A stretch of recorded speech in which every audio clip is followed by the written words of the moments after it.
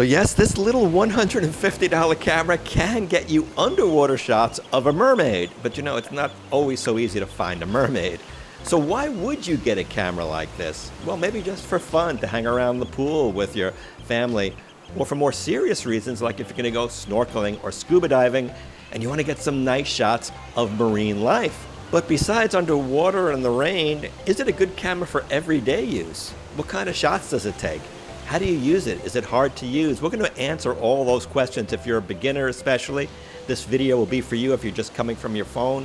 So this video includes a help and setup guide, and I left chapters in the description, so feel free to skip to that whenever you want, but I recommend you watching everything because I'm going to cover a lot of the basics, an intro to the camera, the type of pictures you're going to get, how it can compare to another camera which is kind of similar. Well, let's take a quick look and see what comes in the box.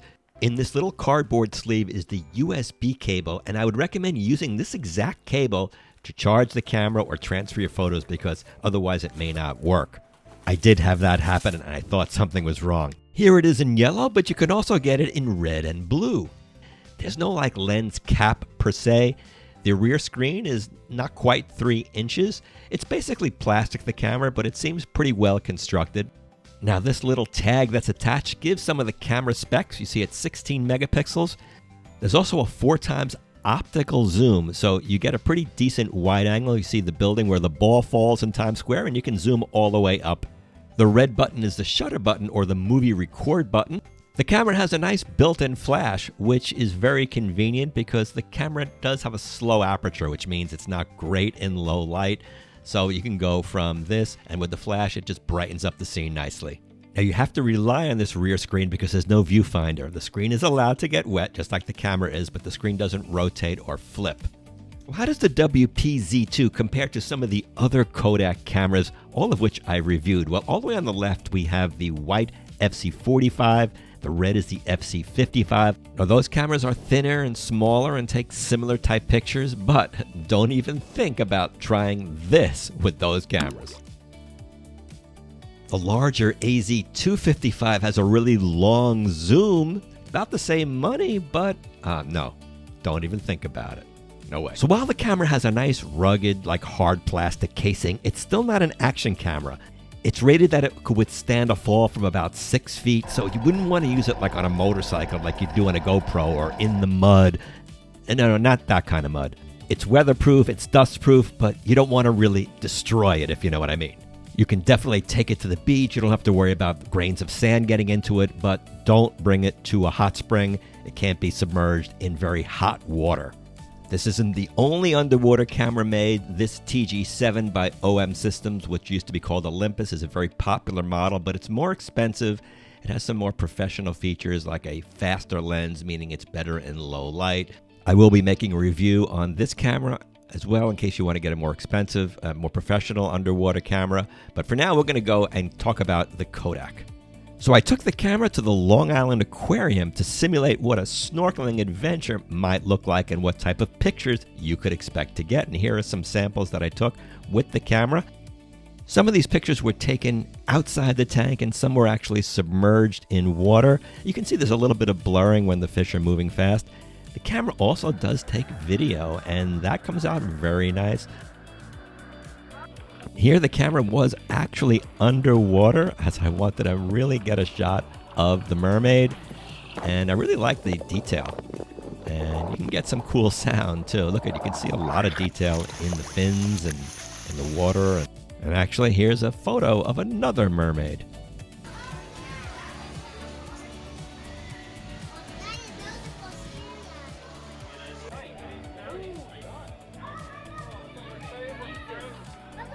Now the camera is rated to a depth of 15 meters or 50 feet. I didn't actually go that far down, but according to the specifications, you can. Now you can still see the screen when you have the camera submerged. The buttons work fine. Everything operates, including the zoom.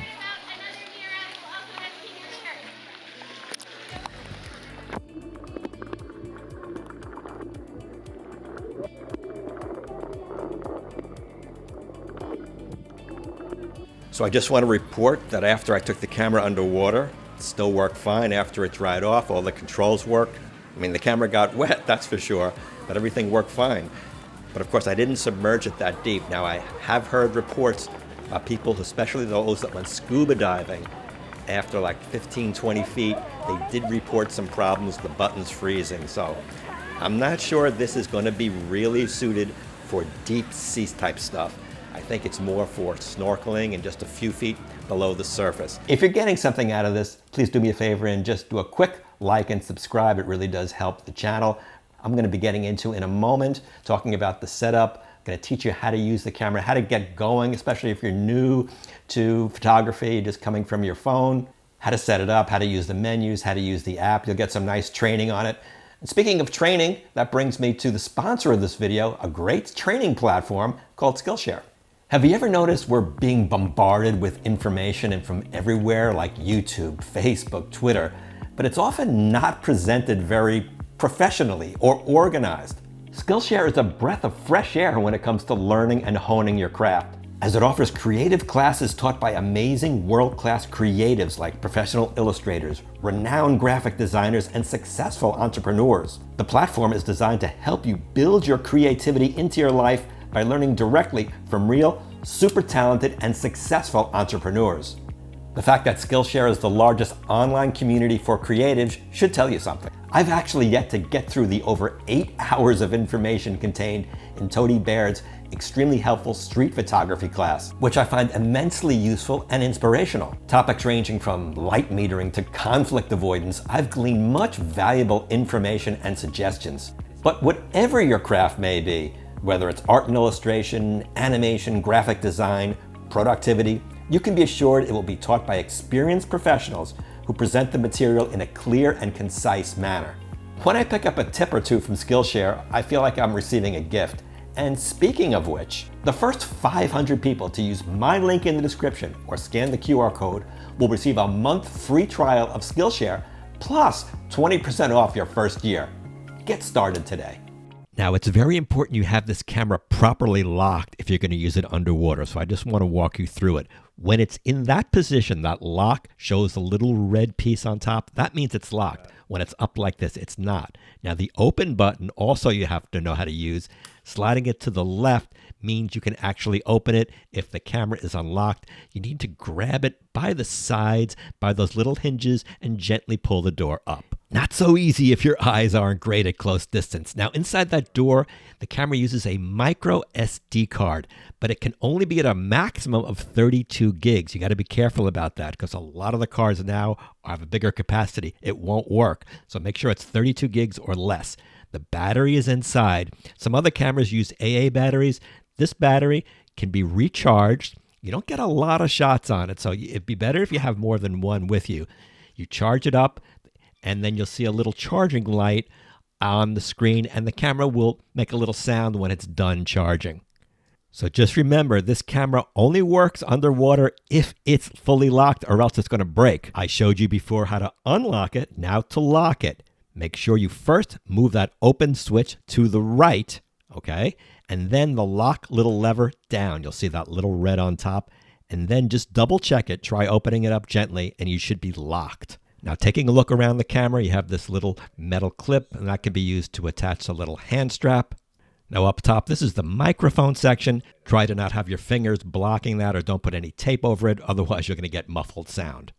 Now, the TW switch stands for telephoto and wide angle, respectively. W will widen out the field of view. One time shows it's at its full wide. And unlike your cell phone, this is a true optical zoom. It's not using any digital technology, so you'll get better picture quality theoretically than your cell phone when you're zooming. Now, when you first get the camera, you want to hit the little button on the lower left to get you into the menu. The first item is exposure metering. I would just leave it on the first one, which is automatic. This sets your picture size. That says the megapixels. 16 is the largest. And you notice if you change it, you'll get different aspect ratios. I recommend keeping it, why not, at the best quality, which is 16 megapixels. Little tough to see here, but this says continuous autofocus on and off. I leave mine on. It does use a little more battery, but it's always focusing this way.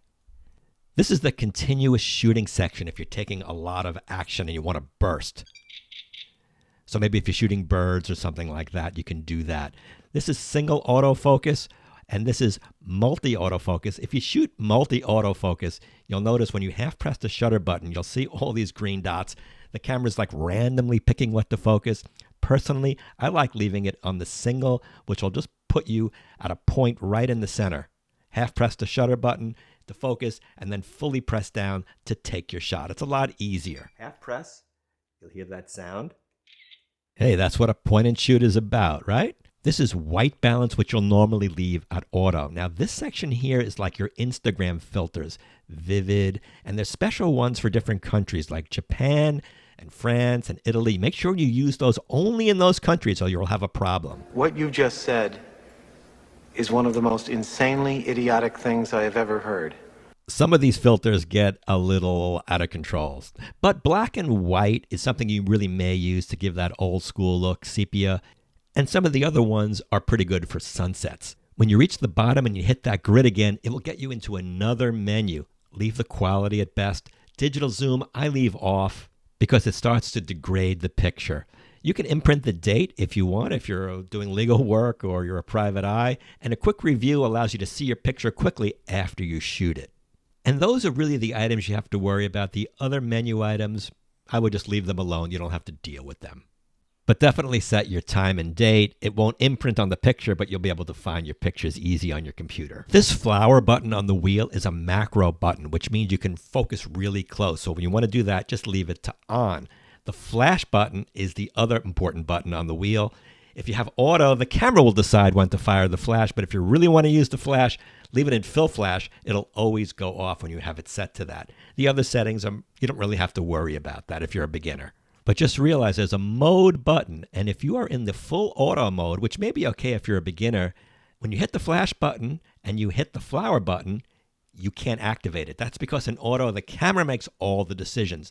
I recommend leaving it in the P mode, which is program auto. It's like auto, but it allows you to use the flash, and it also allows you to change your exposure, that EV button, by hitting the up and down on the wheel. You can make the picture a little brighter or a little darker to your liking. So you have a little more flexibility in the P mode. The manual mode is if you're pretty advanced and know what you're doing. Here you can change more parameters like shutter speed to freeze action and aperture and grain in your image. Now, when you're in movie mode, you don't have to press this button to record movies. You can use the shutter button and it'll automatically record a movie.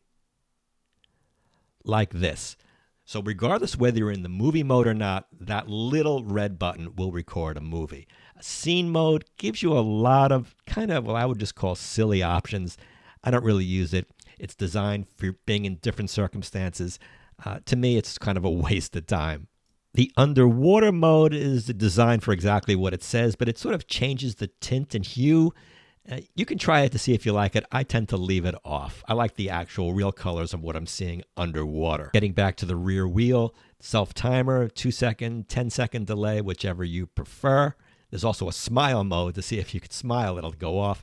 Now, by hitting the DISP, which stands for display on the rear wheel, you can decide what you see on the rear screen. Some people like a lot of information like this, or even a little histogram, if you know what that is, or they want an uncluttered screen. So by constantly pressing it, you'll cycle through the different options. And the little arrow on the lower right is your playback button, so you could watch your pictures back. Now, it's not a touchscreen like your phone. You can't use it for that. You have to use the wheel on the back and the T and W buttons to get around. T will zoom into your picture and W will zoom out.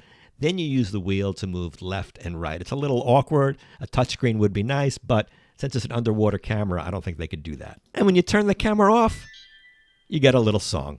Now, there is an app available for this camera. It's called Pixpro Remote Viewer. Make sure you get the right one because there's a few of them with similar names. Very frustrating. It doesn't really work great. Let me show you what I had to go through. You have to go into Wi-Fi mode of the camera. And then while you are in the app, it's supposed to find it and connect, and that was the problem that I was having. What you have to do is on your phone or tablet, you got to go into the Wi-Fi settings and then find the Pixpro in the Wi-Fi and connect to the Pixpro in your Wi-Fi in your phone or in your tablet. The problem when I tried it here, as you could see, it kept spinning. It didn't locate it.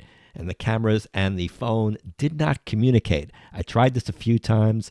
I got some different error messages, and it was very, very frustrating. Like right here, unable to join the network. It's driving me crazy. Now, I tried it on an iPad. I tried the same thing. You download the Pixpro remote viewer. You allow full access to all your photos. You get asked a bunch of questions. You find the Pixpro in the Wi-Fi, and then you have to manually input the password you see on your camera. You can see how much of a pain this is. And then you got to pray. Again, I had to try this a couple of times, but eventually I got it to work. Now, a lot of these camera apps allow you to remote control your camera. This one doesn't. It's very limited. All you can do is see the pictures that you have on your camera and download them to your phone or tablet. And you can see how slow the download is. Believe me, it's a lot easier to either take the micro SD card out from the camera and just put it right into your computer. Most computers have a little SD card reader. It'll be in a DCIM folder, and then you just click on, and you'll see all the pictures come up. You click on that, and you'll see your picture. This is one I applied the funk effect to. How did that come out? Your other option is to go on a site like Amazon and get one of these little SD card to phone adapters. You just put the little micro SD card in there. Make sure it takes a micro SD card, and it'll transfer it right to your phone that way. So how does the camera do outside of water? Well, I took it to New York City to find out.